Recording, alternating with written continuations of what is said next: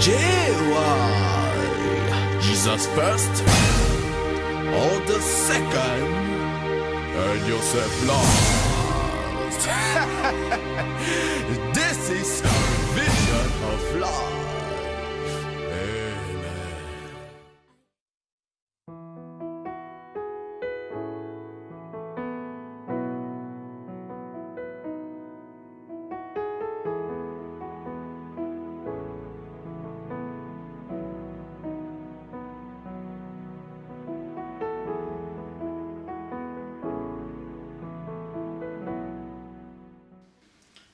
Bonsoir bien-aimés, bienvenue dans votre nouvelle émission En Famille. Ce soir, je veux donc vous parler de la famille. La famille, pourquoi? Parce que la famille est la cellule de base de la société. La famille est celle qui nous donne une identité. La famille est celle qui nous différencie les uns des autres, mais elle est aussi celle qui nous unit aux autres êtres humains sur la terre.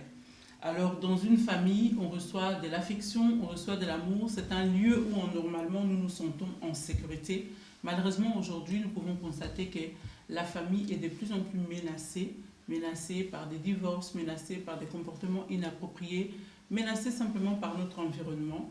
Et avec mes invités ce soir, je veux plutôt poser une seule question, à savoir, peut-on construire encore aujourd'hui une bonne famille dans ce monde qui est corrompu? Donc, autour de moi ce soir, j'ai le pasteur David Mapamboli, mais aussi l'évangéliste Massamba Nzinga. C'est avec eux qu'on va ensemble essayer de voir la définition que Dieu donne à la famille. Sans plus tarder, je vais donc demander, avant de rentrer dans le vif du sujet, demander à mes invités de pouvoir se présenter. Je commence donc par le pasteur David Mapamboli. Bonsoir, pasteur. Bonsoir, maman Zouzou. Et qui êtes-vous? Voilà, je suis David Mapamboli. Je suis marié à la ravissante Bobette Blessing. Ensemble, Dieu nous a bénis avec des ravissants enfants, 3 enfants. Et ensemble, moi et elle, nous œuvrons sur l'œuvre qui s'appelle David Mapamboli Ministry. C'est un ministère qui regroupe les différentes branches dans lesquelles Dieu nous a appelés, notamment Deval-Mequin, qui est un ministère axé sur les couples. Il y a aussi la spéciale école du ministère, qui est un axe pour la formation des serviteurs de Dieu, et puis aussi à la parole de la foi, et ainsi que d'autres programmes comme Cuisine Blessing et 2 œuvres sociales aussi. Je vois que vous êtes vraiment entièrement et totalement occupé. Vraiment, notre Père agit, nous aussi nous agissons. Amen. Donc, bienvenue à cette émission ce soir. Vraiment, je suis vraiment très honoré pour cette première édition de En Famille et d'être encore sur le plateau de GOV TV. Nous également. Donc, je me tourne maintenant vers notre deuxième invité, qui est donc l'évangéliste Massamba, qui va aussi se présenter et dire à nos téléspectateurs qui il est, qu'est-ce qu'il fait. Alors, bonjour, bonsoir. Je suis l'évangéliste et chantre Massamba. Donc, je suis marié, père de 4 enfants, avec la sœur Zouzou Massamba, qui est mon épouse. Donc nous évoluons ensemble par rapport à tout ce qu'elle fait l'homme et la femme, une véritable mission. Et on fait partie de l'église Fleuve d'eau vive. Nous sommes dans l'équipe pastorale avec le pasteur Guylain Lukunku. Et moi je suis missionnaire, donc je suis le fondateur de l'ASBL Mass Help. Donc Massamba's Help, nous sillonnons le monde pour prêcher l'évangile et aider les plus démunis. Amen. Amen. Voilà qui est dit. Donc maintenant, on va donc rentrer dans le vif du sujet. Et ma première question, donc vous avez sans doute entendu d'abord le thème que j'ai dit tout à l'heure, à savoir la question que nous nous posons ce soir, peut-on construire une bonne famille dans ce monde qui est corrompu? Et donc ma première question est, qu'est-ce que la famille selon Dieu? Ok, voilà, donc ce que je pourrais dire par rapport à cette première introduction, c'est que, parce que nous avons plusieurs personnes qui nous suivent, il y a non seulement des chrétiens, mais aussi des païens. Et nous savons dans ce monde où nous vivons, comme vous l'avez dit, le monde essaie de donner une définition de ce qu'est la famille. Et je voudrais aussi donner la définition que Dieu donne sur la famille. Pour le monde, il présente la famille sur plusieurs sortes de cas. Il y a la famille instituée, c'est-à-dire qu'une famille où un homme et une femme se sont unis sur le plan civil ou religieux ou coutumier africain, et ils ont des enfants, y compris aussi les veuves et les veuves qui font partie dedans. Il y a aussi les familles non instituées, là où ce sont des personnes qui vivent en cohabitation, donc ce sont partenaires, ce sont amants, ce sont cohabitants. Ils ne sont pas mariés légalement devant l'État ni devant l'Église, mais ils forment quand même une famille.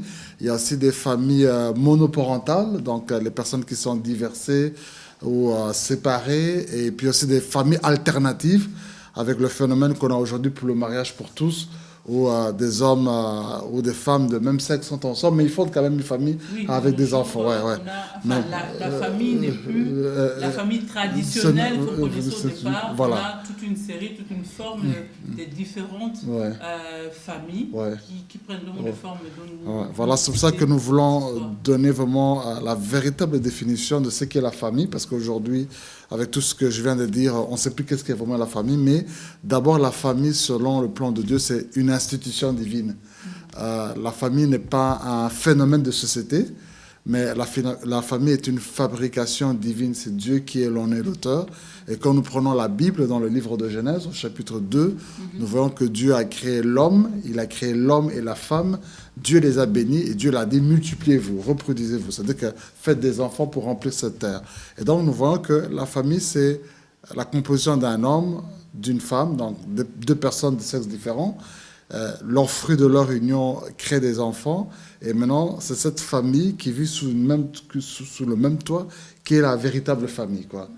Selon le plan de Dieu. Et cette famille doit marcher selon, comme c'est une fabrication divine, elle doit marcher aussi selon les principes divins. Voilà, c'est ce que je peux dire un peu. Et l'évangéliste Massamba, qu'est-ce que vous pouvez dire en plus de ce que le pasteur Mapamboli a dit? Est-ce qu'il y a quelque chose à ajouter? Est-ce que vous êtes d'accord? Voilà. Oui, je suis tout à fait d'accord avec le pasteur Mapamboli. Donc, Dieu, c'est lui-même l'auteur de la famille. Et la famille sans Dieu, on ne peut pas avancer. Donc, je vais juste lire le verset que le pasteur a donné. Donc, dans le livre de Genèse, chapitre 2, à partir du verset 18, l'Éternel dit, il n'est pas bon que l'homme soit seul. Je lui ferai une aide semblable à lui. L'Éternel Dieu forma de la terre tous les animaux des champs et tous les oiseaux du ciel, et il les fit venir vers l'homme pour voir comment il les appellerait, et afin que tout être vivant portât le nom que lui donnerait l'homme. Et l'homme donna les noms à tous les bétails, aux oiseaux du ciel et à tous les animaux des champs, mais pour l'homme, il ne trouva point d'aide semblable à lui. Alors l'Éternel Dieu fit tomber un profond sommeil sur l'homme qui s'endormit. Il prit une de ses côtes et refermant la chair à sa place, l'Éternel Dieu forma une femme de la côte qu'il avait prise de l'homme et il l'amena vers l'homme. Et l'homme dit, voici cette fois celle qui est l'os de mes os et chair de ma chair. On l'appellera femme parce qu'elle a été prise de l'homme. C'est pourquoi l'homme quittera son père et sa mère et s'attachera à sa femme et ils deviendront une seule chair. C'est là où la famille selon Dieu commence. C'est un peu ma réponse. Amen. Voilà qui est dit. Voilà, maintenant si vous aviez des doutes avec ce que nous vivons aujourd'hui, avec toute cette multitude de familles recomposées, c'est le monde moderne, c'est comme ça, on doit s'y faire. Hein. Et donc, mais Dieu a son propre plan, Dieu a sa façon de voir les choses, Dieu a institué la famille, il a donc sa propre définition que chaque être humain, qu'on le veuille, devrait normalement suivre. Mais en tout cas, ce qui est sûr, c'est que c'est de là que la famille vient donc de Dieu. Alors, puisque Dieu a donné une définition de la famille, alors ma question suivante est de savoir quel est le rôle de chaque membre de la famille, à savoir quel est le rôle du mari, quel est le rôle de l'épouse, quel est le rôle des enfants dans une famille. Qui commence? Ben, je laisserai à Papa Massamba. Comme j'ai commencé le premier, je laisse de la place cette fois-ci. Dites-nous, Papa D'accord. Massamba, donc quel est le rôle d'un mari dans un selon Dieu, hein, puisqu'on est toujours Moi, je on pense parle que... de la famille selon Dieu, donc de sa définition aussi. Oui, moi je pense que le premier rôle, d'abord, ça commence par l'amour. Donc la Bible nous dit dans le livre d'Éphésiens, femmes, soyez soumises à vos maris comme au Seigneur Jésus-Christ. Et Marie, aimez vos femmes comme Christ a aimé l'Église. Et cet amour, lorsque vous s'aimez déjà à deux, maintenant, il vient des enfants. Les enfants, dans le livre des Proverbes, Proverbe 22, à partir du verset 6, nous parle encore, instruisez l'enfant selon la voie qu'il doit suivre, donc la voie de Dieu. Et quand il sera grand, il ne va pas oublier la voie que vous lui avez enseignée. Donc moi, je pense que la vraie famille, pour commencer déjà, construire une vraie famille, ça commence d'abord par l'amour. Papa et maman, vous s'aimez tous les deux.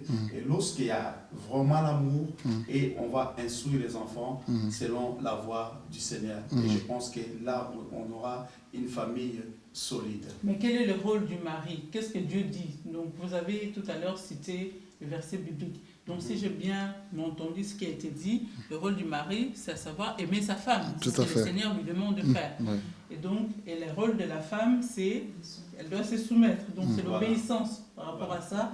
Et les enfants doivent honorer leurs parents. C'est ce que le Seigneur dit. Est-ce que vous voulez ajouter quelque chose? Oui, je peux toujours rajouter à ce qu'a dit l'évangéliste Massamba, qui est très très important. Il est très important que nous puissions comprendre le rôle, parce que avant que je puisse donner des points, c'est que la famille, c'est Maman Zouzou, c'est la cellule de base de la société. Donc une famille solide, c'est une société solide, c'est une église solide. Et donc, on ne doit pas négliger ça. Et quand dans une famille, chaque personne comprend son rôle, ça permet aussi que l'église soit bénie et que la société aussi soit bénie. Si aujourd'hui nous voyons dans des nations où il y a l'immoralité, il y a le divorce, il y a la criminalité, c'est parce que peut-être la famille qui est à la tête de cette nation en tant que famille présidentielle, bien comme famille royale, ne remplit pas ses rôles, et maintenant la population qui est dirigée par cette famille copie maintenant ce mode de vie. Donc il est très important, comme Papa Massamba vient de le dire, de comprendre le rôle. Et le premier rôle de l'homme, c'est de pouvoir aimer sa femme, donner de l'amour à sa femme, comme il l'a bien dit dans Éphésiens, on l'a dit que Marie aimait votre femme. Et deuxièmement, en tant que père de famille, l'homme a la responsabilité de prendre soin de sa maison. C'est vrai qu'aujourd'hui, nous avons l'émancipation des femmes, les femmes travaillent, on veut qu'il y ait l'égalité, mais selon le plan de Dieu, c'est que l'homme a d'abord la plus grande responsabilité de prendre soin. Non, mais donc la tête, il doit prendre soin de la maison, parce que quand Dieu a créé Adam, il a donné à Adam la responsabilité de cultiver la terre, il a donné à Adam la responsabilité aussi de garder sa parole, que tu ne dois toucher aucun arbre. Donc, il doit non seulement pourvoir, mais c'est lui aussi qui a la responsabilité de la vie spirituelle dans la maison. Donc, il doit veiller que la parole de Dieu soit pratiquée. Il est un peu comme le sacrificateur dans la maison. Ça, c'est le rôle de l'homme. Et la femme aussi a son rôle, comme vous venez de le dire, de respecter son mari, de pouvoir amener le bien-être dans la maison. On a des exemples dans le Proverbe, je crois, 30, où on nous parle de la femme sage qui bâtit sa maison, qui prend soin de la maison, qui prend soin des enfants. Elle a la responsabilité aussi d'éduquer les enfants, parce que on vous dit souvent que éduquer une femme, c'est éduquer toute une nation. La femme passe beaucoup plus de temps avec les enfants que le mari. Donc, c'est vraiment la maman a une très très grande responsabilité. La femme, pour ne pas vous couper, la femme passe beaucoup plus de temps que le mari. Si on prend ce point de vue-là, c'est quand le mari travaille et que la femme est à la maison. Alors à ce moment-là, elle a le temps de s'occuper de ses enfants. Mais dans le monde actuel, la majorité des gens, la majorité de femmes travaillent, et donc elles n'ont pas forcément les temps. Donc, si une femme travaille 8 heures par jour, ou que le mari travaille 8 heures par jour, à ce moment-là, la responsabilité doit être plus ou moins partagée. L'homme n'est plus seulement celui qui ramène la nourriture à la maison, mais maintenant, il y a 2 personnes qui ramènent la nourriture à la maison, mais il faut qu'il y en ait au moins une qui se sacrifie, ou bien alors tous les 2, de manière partagée, prennent soin des enfants. Alors, c'est une question d'organisation, comme vous l'avez dit, donc voir maintenant les tâches, savoir, bon, toi tu t'occupes de ce côté-là, moi je m'occupe de ce côté-là, mais en grosso modo, en tant que parents, donc hommes et femmes, les papas et mamans, vous avez la responsabilité d'éduquer vos enfants, les éduquer avec l'amour et les éduquer avec la discipline. Il faut que ces 2 choses soient combinées. Parce que certains couples, c'est l'amour, mais l'amour, s'il n'y a pas de discipline, vous gâtez les enfants. Et s'il y a aussi seulement discipline, sans amour, vous êtes en train de brutaliser les enfants. Donc, quand les parents peuvent donner l'amour et la discipline aux enfants, ils facilitent la vie à tout le monde. Ils facilitent la vie aux pasteurs. On n'a pas à chasser certains demandes parce que l'enfant vient déjà bien éduqué à l'église. Il facilite aussi la vie aux professeurs d'école. Les professeurs n'ont plus des enfants bruyants parce que les enfants sont déjà bien à la maison. Il facilite aussi la société. Il y a moins de prisonniers dans les prisons parce que les parents ont déjà épargné les enfants de certaines choses. C'est important d'insister sur ce point-là parce que parfois, on constate quand même que dans les familles aujourd'hui, comme il y a l'école, comme il y a l'église et plein d'autres choses, il y a des parents qui ont tendance à laisser ce rôle-là à l'école ou à l'église, alors que ce n'est pas leur rôle. L'église ou l'école ne viennent qu'en soutien. L'école est là pour instruire, pour donner des connaissances. Mais c'est les parents qui éduquent. L'école n'éduque pas les enfants. L'école est là pour instruire les enfants, pour leur donner certaines connaissances par rapport à l'avenir et tout ça. Et l'église, c'est pareil. L'église est là pour enseigner les principes bibliques, pour mieux vivre en société selon la parole de Dieu. Alors c'est important que les parents qui nous entendent ce soir, qui nous écoutent ce soir, puissent comprendre que le rôle de parents, comme le pasteur David l'a dit, c'est d'éduquer leurs enfants. Donc, soit si vous êtes un parent seul ou si vous êtes un couple, donc vous travaillez tous les 2, trouvez le temps d'éduquer vos enfants de manière alternée, ou bien la personne qui est la plus disposée ou la plus disponible à le faire, il faut que ce soit un choix dans votre couple ou dans votre famille. Et pour des familles monoparentales, il y a peut-être juste un père ou une seule mère, ou un père ou une mère. Donc là aussi, prenez le temps d'éduquer vous-même vos enfants et laissez à l'école son rôle et laissez à l'église aussi son rôle. Alors, je voudrais juste ajouter quelque chose. Il y a une chose qu'on doit savoir, avant que les enfants arrivent, on était d'abord à 2. Et c'est là où vraie l'organisation commence. Donc l'homme fait ses projets quand il est là, et sans d'autres encombrements. On sait que quand nos enfants viendront, et on va les éduquer selon la parole de Dieu.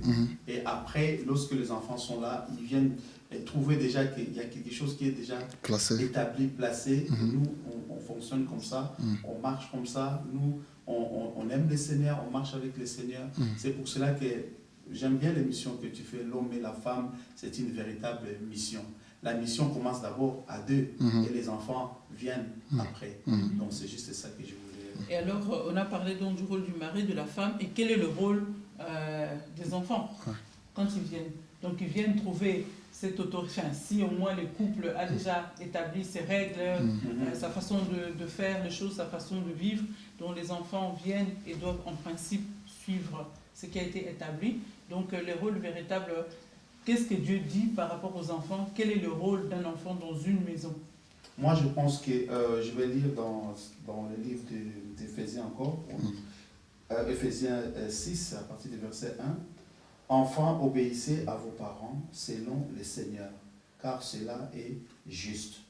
Honore ton père et ta mère, c'est les premiers commandements avec une promesse, afin que tu sois heureux et que tu vives longtemps sur la terre. » Et il y a le 4e verset qui m'interpelle. Ici, il dit « Et vous, pères, n'irritez pas vos enfants, mais élevez-les en les corrigeant et en les instruisant selon le Seigneur. » Il y a quelque chose que le pasteur Mapambouli a dit.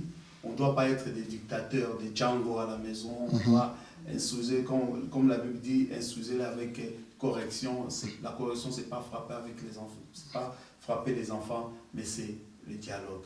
C'est communier avec les enfants, discuter avec eux. Même un petit enfant, lorsque tu lui parles avec des bonnes paroles, surtout des paroles bibliques, le Saint-Esprit qui est là, notre guide, il fera son travail.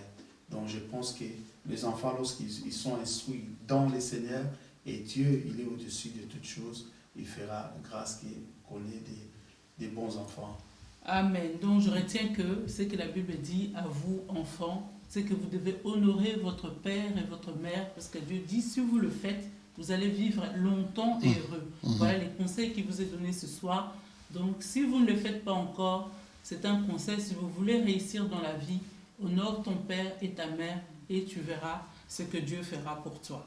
Voilà, et alors pour continuer dans ce sujet qui est donc, nous parlons de la famille ce soir, nous avons posé cette question à savoir, peut-on construire une bonne famille dans ce monde qui est corrompu? Nous avons déjà un début de réponse et nous poursuivons. Et ma troisième question est de savoir, qu'est-ce qui peut alors détruire une famille? Parce qu'aujourd'hui, nous voyons quand même plein de familles qui sont détruites. Donc, qu'est-ce qui, selon vous ou selon la Bible, peut amener une famille à être disloquée, à être complètement divisée, complètement partagée, détruite, totale, en tout cas, Maman Zouzou, je pense qu'il y a beaucoup de choses. On va quand même essayer de parler de manière pratique. Moi, je peux donner une des choses, c'est de pouvoir, le fait d'avoir pas assez de temps pour passer ensemble, le manque de temps ensemble peut détruire une famille. Parce que, bon, quand on dit une famille, ce n'est pas seulement vivre sous un même toit pour être là seulement pour manger et dormir, mais c'est passer du temps ensemble, c'est-à-dire prier ensemble, rigoler ensemble, se réjouir ensemble, quand il y a une douleur, se partager la douleur ensemble. Ça, c'est plutôt ce que vous citez là, c'est plus ce qui permet d'unir.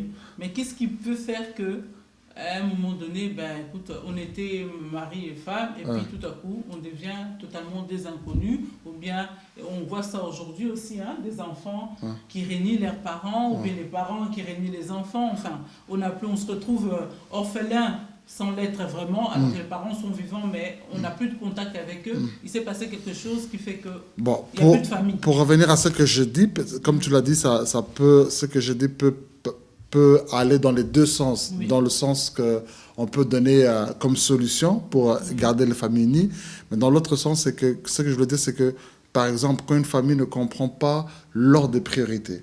Donnons un exemple. Pour mon cas, je suis pasteur. J'aime Dieu, mais après Dieu, au lieu de placer ma famille après Dieu, je place, par exemple, mon ministère. J'aime beaucoup passer plus du temps à l'église qu'avec ma femme, avec mes enfants. Je suis beaucoup au service des fidèles qu'au lieu de mes enfants. Qu'est-ce qui va se passer? Les gens de l'église vont m'apprécier. Mais à la maison, c'est ma femme qui souffre, ce sont mes enfants qui souffrent. Les gens diront que je suis un bon pasteur, mais ma femme dira oui, c'est un bon pasteur, mais un mauvais mari. Mes enfants diront oui, c'est un bon pasteur pour vous, mais c'est un mauvais père pour nous. Donc, quand je ne comprends pas l'ordre des priorités, il faut savoir que je dois savoir mettre ma femme et mes enfants en priorité au-delà de certaines choses. Donc après Dieu, par exemple, après Dieu, c'est d'abord la famille. La famille, voilà, au niveau de la priorité. Si ce n'est pas la priorité, ça peut être aussi le manque de communication, comme l'évangéliste Massam a dit, et quand il n'y a pas de dialogue, tout ceci, ça crée ce genre de choses. Et il y a aussi tant d'autres choses, la violence physique peut être aussi le cause, ou bien soit quand les parents ne s'entendent pas, les enfants souffrent aussi de cela. Donc il y a vraiment beaucoup d'éléments que nous pouvons citer en long par rapport à cela. Qui peuvent donc amener la famille à être totalement divisée ou séparée, détruite. Et vous avez quelque chose à dire Oui, moi je pense que je rejoins le pasteur Mapamboli. Le manque de pardon, ça peut détruire aussi une famille, parce que la Bible parle de l'enfant prodigue. Il a demandé son droit à son père, et le papa, connaissant son enfant, il savait que l'enfant n'allait pas rester longtemps avec tout ce qu'il a pris, mais il reviendra. Et quand l'enfant est parti, lorsqu'il est revenu, le papa a compris que non, mon enfant est revenu. Même si ses frères n'étaient pas d'accord, mais le papa, lui, il a pardonné son enfant. Et l'enfant qui est parti souffrir à l'extérieur, lorsqu'il est revenu à la maison, il ne sera plus le même. Et combien de parents aujourd'hui où les enfants ont fait des bêtises, et il y a même manque de pardon, parfois on dit que non, tu n'es plus mon fils, ou bien tu n'es plus ma fille. Moi, je pense que je te rejoins encore, la communication, manque de communication, manque du temps, tu ne donnes pas assez de temps à tes enfants. Et je prends un exemple aujourd'hui, avant de sortir, mon fils, il m'a appelé, papa, je suis coincé. Moi, je voulais sortir. Papa, je suis coincé. Moi, j'ai cru que non, c'est quelque chose qui est tombé sur lui. Et j'arrive, qu'est-ce qu'il a fait? Il a pris son t-shirt, il a fait entrer dans un poignet, sur le poignet de la porte de sa chambre. Moi, j'ai dit, mais Jonathan, qu'est-ce que tu racontes? Et puis, il commence à rire. Et tout ça, il voulait voir papa. Et moi, j'ai juste enlevé des trucs. Il n'était même pas coincé. Et ça prouve qu'il y a une bonne communication. Mais un papa, ton enfant qui t'appelle, papa, viens. Tu dis, oh, il est en train de blaguer. Ça pourrait être aussi quelque chose de grave. Mais cette attention-là, c'est ça que Dieu nous demande dans une famille. Et lorsqu'on ne fait pas, on néglige des petites choses. Et c'est là où le drame arrive. Moi, je pense qu'on doit être vraiment sensible. Une famille, c'est vraiment, on doit être soudé, on doit s'écouter, on doit s'entraider. Le pardon, la communication, donc c'est très important. Ouais. C'est ça que il y a aussi, ce que je pourrais aussi, d'autres choses me sont venues en tête, c'est aussi les parents, vous avez plusieurs enfants, 2 ou 3 enfants, mais les parents font un favoritisme sur un enfant par rapport à d'autres enfants. Dans le cas dans la Bible de Joseph, tous les problèmes qu'il a eu à la base, c'était parce que son père montrer sa préférence. Ouais. Donc c'est vrai qu'il y a certains enfants peut-être qui peuvent être plus sages que d'autres, mais en tant que parent, on ne doit pas montrer cela aux autres enfants que non, moi je préfère celui-ci plus que d'autres. Et souvent, il y a des familles qui tombent, qui éclatent parce qu'on sait que... En tant que parent, en principe, on doit pouvoir aimer tous ces enfants de la même façon parce qu'on les a faits, donc on doit pouvoir... C'est vrai que... on ne peut pas pencher sur l'un ou l'autre enfant parce que peut-être il nous ressemble plus dans son caractère ou bien dans son parcours scolaire ou des choses comme ça. Mais en tant que parents, on doit apprendre à aimer tous nos enfants puisque Dieu nous les a donnés, Dieu nous les a prêtés. Nous devons en prendre soin convenablement et veiller, comme vous avez dit, dans leur éducation, dans ce qu'on leur donne. Et c'est vraiment veiller à ce qu'aucun d'eux ne se sente exclu, en tout cas. Et donc c'est très important en tant que parents, nous puissions vraiment tenir compte de certaines choses, de faire attention, d'aimer nos enfants, d'aimer les hommes, aimer vos femmes, les femmes obéissez donc à vos maris. Mais il est important en tant que famille, je reviens sur ce qui a été dit tout à l'heure, pour maintenir la famille ensemble, il est important de prier. Il est important de prier parce que c'est Dieu qui est donc à la base de tout. Il est à la base de la famille, il est à la base de tout ce qui nous entoure, de tout ce que la terre contient, de tout l'univers. Et donc il est important, même lorsque nous avons des problèmes, de pouvoir prier parce que cela nous permet de trouver des solutions. Et donc tout nous vient de Dieu, rien de ce que nous possédons, que ce soit spirituel ou matériel, tout ce que nous avons en tout cas vient du Dieu vivant. Donc je ne sais pas si vous avez encore des choses à ajouter. Bon, il y a d'autres choses, des témoignages à donner. Il y a aussi ces cas où nous connaissons, surtout dans les milieux de nos communautés africaines, c'est au niveau aussi des finances. Avec le problème des allocations, où on voit des couples qui éclatent, ou soit des enfants qui savent que leurs parents touchent les allocations, mais eux, ils ne reçoivent rien, pas d'argent de poche, rien de sous. Ou soit ils voient qu'ils sont un peu complexés lorsqu'ils vont à l'école. Les autres enfants partent dans des vacances, partent au cinéma, tout ceci. Mais eux, c'est juste à la limite aller au McDonald's et puis c'est fini, quoi. Et c'est pour ça qu'ils se lancent maintenant dans le banditisme, les ghettos, tout ceci. Mais il y a vraiment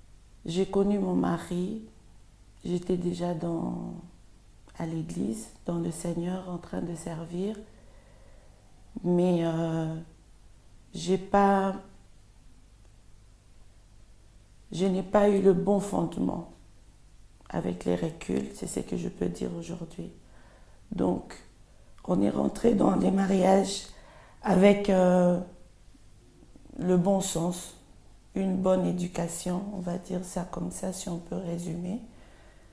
Je n'avais personne pour, pas une mère ou une sœur, pour m'aider à comprendre que le mariage, c'est un engagement, c'est pas un jeu, c'est vraiment un engagement solide et tout se passe via un bon fondement, on va dire comme ça. Donc un bon fondement, quand on rentre dans les mariages, c'est pas un jeu. C'est question de responsabilité. L'homme doit faire sa part et la femme faire sa part aussi. Et moi, n'ayant pas eu un bon fondement d'entrée de jeu, donc j'ai gardé beaucoup de choses enfouies dans mon cœur concernant les responsabilités, parce que c'est ce qui m'a poussé à demander les divorces. Donc j'ai eu l'impression que j'avais beaucoup porté sur moi. Donc tout ce qui était responsabilité de mon mari, j'ai porté sur moi. Et lui, il ne s'est pas rendu compte qu'il m'a fait aussi beaucoup porter cette charge. Et nous pensions au départ que tout était normal. Demain, les choses s'amélioreront. Demain, les choses changeront peut-être. Et une fois qu'on a ouvert les portes à l'ennemi s'est vraiment installé sur ces problématiques, à savoir question de responsabilité. Qu'est-ce que l'homme devrait faire et qu'est-ce que la femme doit faire en retour pour que le mariage tienne. Nous étions perdus là-dessus. J'ai lâché mes mains, donc j'ai lâché prise, comme on dit. J'ai commencé à me convaincre que le Seigneur était avec moi parce que mon mari ne faisait pas sa part de choses et les conseils que j'écoutais d'autres personnes ne faisaient que me reconforter dans ma décision de dire non, N-O-N. Il n'y avait plus moyen de reprendre les choses en main parce que j'étais convaincue que j'étais dans le bon, à savoir que l'homme devrait être responsable de moi ainsi que de nos enfants. Et l'homme, il pensait aussi de son côté qu'il faisait assez d'efforts pour que les choses s'améliorent. Mais au bout du compte, l'ennemi, il faisait que me convaincre moi et lui de son côté que les choses sont normales. Et du jour au lendemain, je n'avais plus la force de dire que demain les choses iront mieux. J'ai demandé les divorces parce que j'avançais comme raison vraiment valable pour moi. J'étais le mari, la femme, le père, la mère, et que c'était impossible de vivre comme ça. J'ai commencé même à lire la Bible, parce que la Bible dit que l'homme est le responsable, le chef de la famille. L'homme vivra à la sueur de son front. Donc ici, dans ce pays où la femme a peut-être la facilité de travailler, d'assumer les charges au quotidien, on s'enferme en fait dans cette bulle qui... Tu regardes l'autre, qu'est-ce que l'autre offre pour que les choses aillent bien. Moi, je ne voyais rien de ça, en fait. Je ne voyais rien. Et j'avais envie que mon mari me prouve que les choses pourront changer, me prouve qu'il pouvait être ces chefs de la famille qui mènent la danse. Mais en retour, lui, il trouvait que les choses allaient bien en fait. Donc on était butés, chacun campé dans sa position et chacun était conseillé. Conseillé, je veux dire mal conseillé. Parce que de mon côté, j'entendais beaucoup les gens me reconforter pour dire oui, Nénette, tu as raison, les choses doivent changer, tu ne peux pas être autant responsable de ta famille, c'est ton mari qui devrait prendre les devants. Et lui, il entendait aussi des gens lui dire, voilà, tu ne dois pas laisser la femme te conduire, tu es l'homme, tu es dans un pays où tu cherches du travail, par exemple, tu ne trouves pas, la femme elle travaille, c'est pas grave si elle paye ceci, si elle paye cela. Donc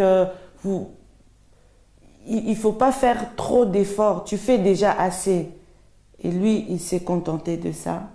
Et moi, je me suis contentée de ce que l'homme devait être les responsables.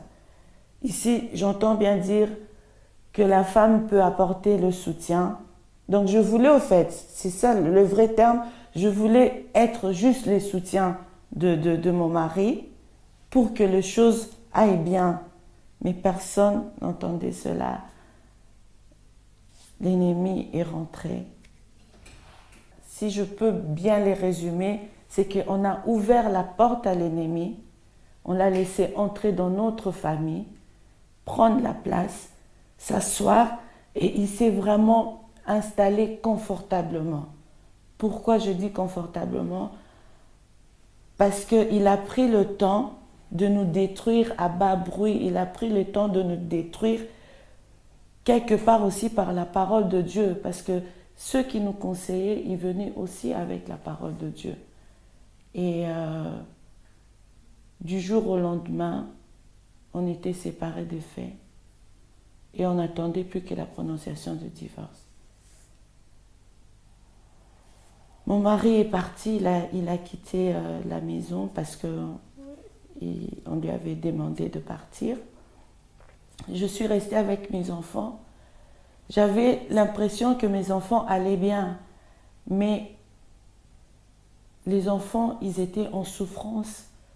Ils n'avaient jamais exprimé clairement leur souffrance et j'avais jamais vu cette souffrance-là de leurs yeux. C'est plus tard que j'ai compris qu'ils étaient vraiment en souffrance de ce que leur papa était parti et nous étions restés. J'essayais d'organiser ma vie comme j'ai toujours fait parce que j'ai avancé comme argument, comme j'ai toujours pris soin de ma famille. Je n'ai pas besoin d'avoir nécessairement mon mari à côté pour éduquer mes enfants, pour subvenir à leurs besoins parce que je faisais déjà cela quand il était présent avec nous. Mais moi, de mon côté, je ne me suis pas contentée de rester seule. Donc, je suis rentrée dans une relation avec un serviteur, on va dire un homme de Dieu, un chrétien, un croyant qui était au service du Seigneur. Et moi, je pensais que les choses iraient peut-être bien, que j'étais dans le bon, que c'était vraiment la voie de Dieu. Peut-être que j'ai connu les erreurs, j'ai connu une vie de famille qui n'était pas fondée à 100% sur le Seigneur parce qu'on priait, on amenait quand même, on pensait que c'est Dieu qui conduisait notre famille. La preuve en est qu'on n'a pas pris le temps de consulter Dieu, de s'asseoir ensemble, de demander la grâce de Dieu, de pleurer sur notre sort pour que les choses aillent bien, pour qu'on trouve la force de pardonner, alors de passer à autre chose. On n'a pas pris ce temps-là de prier ensemble. Dans la relation que je suis rentrée, c'était pas aussi fondé sur Dieu, parce que quelque chose qui est fondé sur Dieu est basé sur la crainte de l'Éternel, mais il n'y avait pas la crainte de l'Éternel dans cette relation. Et je me suis laissée manipuler, enfoncer, et j'ai connu la descente jusqu'aux enfers, comme ça je vais dire. Et là, quelque part dans cette relation, le Seigneur a intervenu. J'ai rencontré les bonnes personnes que Dieu a mises sur mon chemin pour pouvoir m'amener où je suis aujourd'hui. Et ces personnes, c'était aussi des serviteurs de Dieu et des simples chrétiens, on va dire comme ça, qui viennent à l'église, qui m'ont conseillé, qui m'ont aidé dans la prière, jusqu'à ce que je parle de la puissance de l'amour de Dieu, l'amour qui couvre une multitude des péchés, l'amour de Dieu qui nous parle, la voix du Père qui nous dit « Ma fille, reviens dans le droit chemin », l'amour de Dieu qui crie tellement fort, qui nous aime et qui nous pousse, comme la Bible dit, il envoya sa parole et la parole a libéré. Il a envoyé sa parole au bon moment, à quelques jours de la prononciation de divorce. Le Seigneur a permis que nous puissions nous rencontrer avec mon mari, s'est demandé pardon mutuellement et c'est là que je parle du bienfait de l'humilité. Donc, mon mari n'a pas été orgueilleux, moi non plus, je ne me suis pas gênée pour demander pardon, pour m'humilier, parce que je pensais au départ que j'avais raison, mais quelque part j'avais tort. Lui, il pensait aussi qu'il avait raison, mais chacun avait tort à sa manière, on va dire comme ça.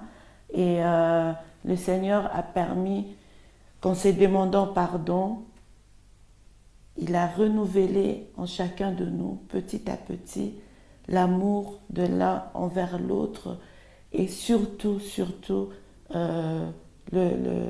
l'esprit du pardon. On a de nouveau cru que les choses peuvent bien tourner. On a de nouveau cru que le Seigneur peut dire quelque chose pour consolider notre famille. Et c'est seulement là que j'ai compris la souffrance de mes enfants. Ils ont commencé à parler, à exprimer leur peur qu'ils m'avaient jamais dit quand on n'était que moi et eux. Donc, j'ai compris que les divorces, c'est pas de Dieu. Les divorces, c'est pas la volonté de Dieu. Notre Dieu est amour. Notre Dieu, il pardonne plus que même l'irresponsabilité dans un couple. Il pardonne plus que même les enfants qui s'écartent, les criminels et tout ça. Donc, quand on est ancré dans les Seigneurs, quand on s'attend à Dieu, on a toujours la possibilité de pardonner, d'aimer sans même rien attendre en retour. Donc, le Seigneur nous a donné cette force de pouvoir communiquer, pardonner et s'attendre à lui, dire « Seigneur, maintenant, sois au centre de notre famille, conduis toutes choses. Nous te présentons nos imperfections, nous te présentons nos faiblesses, nous te présentons nos enfants et nous demandons que, voilà, nous sommes incapables seuls, mais conduis-nous. » Et c'est là que le Seigneur a commencé à travailler et restaurer notre famille petit à petit. Et nous avons vraiment vu la main de Dieu qui nous a accompagnés. Il nous a donné un enfant. Donc, on vient d'avoir un quatrième, un bébé qui vient de naître. Et aujourd'hui, c'est que l'amour de Dieu que je peux chanter. C'est que le bienfait. Autrefois, j'étais à l'église, j'ai prié, je chantais que Dieu est bon, Dieu est amour, mais je ne pouvais pas réaliser au fait, cet amour, il est tellement immense aujourd'hui, quand je dis que Dieu m'aime, je peux avancer des arguments, je peux réaliser ce grand amour. Donc, et quand on dit que l'humilité précède la gloire, on le disait, on se demandait pardon, mais aujourd'hui, je vois le bienfait de l'humilité. J'encourage quelqu'un aujourd'hui, une personne, une femme ou un homme qui est dans le mariage, qui se dit que c'est trop tard. Dieu ne peut pas faire quelque chose pour moi. Je te dis aujourd'hui que Dieu est capable de faire tout. Quand on dit que notre Dieu est capable de déplacer les montagnes, il est vraiment capable de le faire. Et même de calmer les tempêtes, il est capable, notre Dieu. Aujourd'hui, si tu entends sa voix, n'endurcis pas ton cœur. Le pardon, c'est une puissance qui libère. Le mariage, la famille, c'est un lien. L'ennemi veut toujours dissoudre les mariages parce que c'est une force, c'est une puissance. Quand on est tous ensemble, dans la famille, on commence le culte dans la famille et on va à l'église, on apporte toujours un plus. Donc je t'encourage, ma sœur, qui veut rentrer dans les mariages, entre dans les Seigneurs. Mon frère, tu veux prendre un engagement, fais-le dans le Seigneur. Consulte ton Dieu. Mettez déjà, rentrez avec des bonnes bases, des bases solides, parce que demain, l'ennemi peut entrer, mais il ne va pas s'installer, parce qu'il va vous trouver, vous êtes bien ancré dans les Seigneurs, bien blindé, on va dire comme ça, une structure bien solide. Les vents peuvent venir, mais votre maison restera toujours, toujours bien bâtie. Donc, il n'est pas trop tard. Il n'est vraiment pas trop tard. Même si tu es à quelques jours de divorce, le Seigneur peut intervenir en ta faveur. Mais ce qui est beaucoup plus important, c'est de reconnaître que Seigneur, je ne suis pas capable. Je suis faible. Mets ta force en moi. Donne-moi la force de m'humilier. Donne-moi la force d'aimer. Donne-moi la force de faire ma part de choses. La femme a sa responsabilité, l'homme aussi. Et nous ne devons pas rester... nous ne devons pas toujours nous attendre ou nous conformer au siècle présent. Dieu t'a donné la grâce de travailler. Toi, ma sœur, tu peux travailler, tu peux soutenir ton mari. Avec ton salaire, tu peux aider dans ta maison. L'homme, Dieu t'a donné même le peu que tu as, tu peux donner une ligne de conduite à ta famille. Et aujourd'hui, on entend beaucoup de divorces à gauche, à droite, à cause de matériel, à cause des responsabilités. Il n'est pas trop tard. Chacun doit faire sa part. Et si Dieu est pour nous, qui sera contre nous? Si le Seigneur nous mène, l'ennemi n'essaiera pas même de nous écarter du droit chemin. Donc, si je suis là, c'est l'amour de Dieu, c'est la grâce de Dieu qui a surabondé parce que j'ai connu les péchés, j'ai connu la honte, j'ai connu des déshonneurs, mais le Seigneur a de nouveau redonné de la valeur, il a de nouveau redonné de la joie parce que j'avais perdu la joie, j'avais perdu l'envie de vivre. Mais aujourd'hui, je vis parce que le Seigneur m'aime, parce que le Seigneur m'a pardonné, parce que j'ai voulu aussi que le Seigneur me pardonne. Donc, l'humilité, ça passe par la reconnaissance de ce qu'on fait de mal et l'envie de bien faire aussi. Quand tu as cette volonté, le Seigneur peut aussi intervenir. Donc j'encourage vraiment une famille, une personne, quelqu'un qui aussi conseille les autres à pouvoir vraiment se conformer à 100% à la parole de Dieu. Toi qui viens te plaindre chaque fois de ton problème, tu penses peut-être plaindre à un serviteur de Dieu, à une servante de Dieu. Ce n'est pas mauvais en soi, mais il faut d'abord présenter ton problème à Dieu. Parce que nous n'avons pas présenté notre problème à Dieu. nous sommes vite présentés aux hommes, on va dire comme ça. Et on n'a pas eu le bon retour. Les personnes ne nous ont pas toujours bien conseillés. Aujourd'hui, si j'ai quelque chose, je pleurerai d'abord à mon Dieu. Je demanderai d'abord le conseil à mon Seigneur.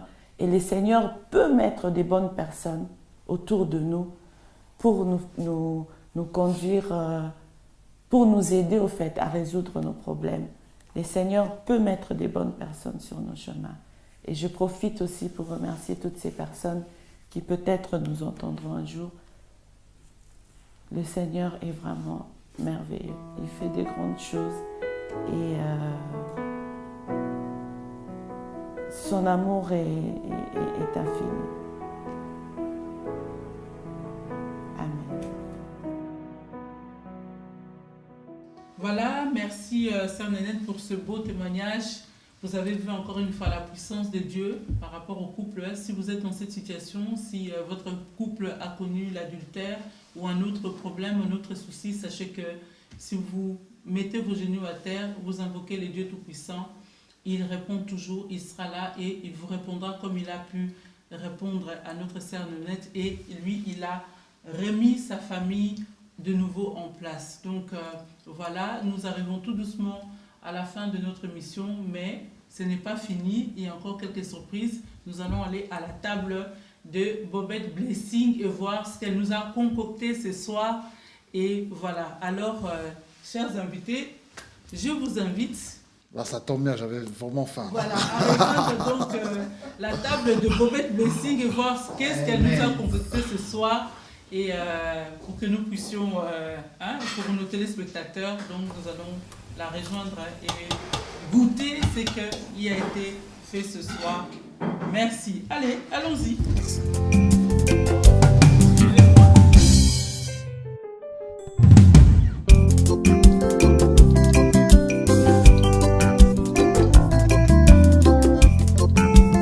Voilà, je t'amène deux invités et tout ça, et qui veulent aussi goûter la cuisine de Bobette. Oui. De Bobette Blessing. Qu'est-ce que tu nous as concocté? Attends, je vais me placer là, comme ça on va bien voir. Alors, ce soir, on a fait les légumes, Mhm. on a fait les épinards et on a fait les pangasis. Mhm. Donc, Ça sent bon, là. oui, ça sera, Ah oui, ça ça sent sera super bon. accompagné avec la banane plata. Wow. Alors, un instant, vous allez goûter. On va goûter. Oui. Ah, ça promet. Ouais. En tout cas, ça sent très bon, hein, Pasteur Mapamboli. Oui, en tout cas, moi, Super chaque bon. jour, je vis cela. Donc, Oui, pour ceux qui l'ignorent, en fait, notre sœur Blessing est l'épouse du pasteur David Mapamboli. Donc, c'est elle qui nous fait à manger ce soir. Ça, c'est les légumes. Est-ce qu'on peut avoir juste une fourchette pour goûter? Tout ça m'a l'air waouh. En tout cas, ça promet, hein. Voilà, on va goûter. Hein. Les fourchettes ou... Non, ça va, la cuillère, c'est tout aussi bien. On va goûter ce qu'on nous a concocté ce soir dans cette émission en famille. C'est l'émission où on lave les linges sales en famille, on mange ensemble, on partage des choses ensemble, comme ce repas ce soir. C'est chaud, hein? C'est très très bien. C'est bon. Allez-y.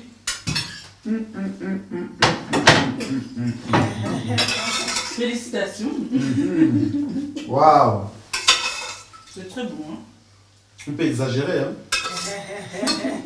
Mais on va goûter la suite. Il ne faut pas aller trop vite tomber zone. Hein. Et la suite. Ouh! Et qu'est-ce que c'est? Pangasis. C'est quel poisson? C'est pangasis.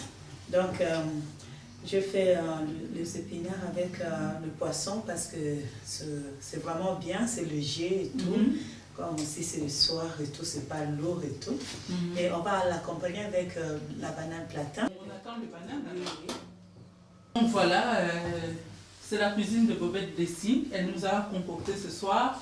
L'épinard, le légume, le poisson et ça accompagné avec la banane. Je vois que platin. les poissons est une sauce un peu blanche comme ça. Donc Oui. c'était sans tomate. Hein. Donc c'est sans tomate, j'ai mis seulement le poireau, les oignons et un peu de piment. Des fois, il ne faut pas compliquer la nourriture. Hein. Les poissons, c'est vraiment un repas, un aliment simple. Il ne faut pas mettre beaucoup de choses des fois pour que ça soit bon, quoi. Donc, c'est comme chez nous, on dit le liboké. Hein? Donc, le liboké, mais je fais ça à la marmite, tout là. Donc, c'est vraiment léger, c'est bon. Non, le liboké, c'est juste quand on fait cuire le poisson en papillote avec des feuilles ou du papier alu, enveloppé, tout ça. Donc, on va goûter, hein. On va goûter un peu de pinard. Je vous invite aussi à faire de même. Hein. Donc, félicitations, Blessing. On va goûter le poisson. C'est donc du pangasus, hein? Oui. Pangasus. Waouh! Voilà, ça m'a l'air très bon tout ça. C'est vraiment quelque chose, hein?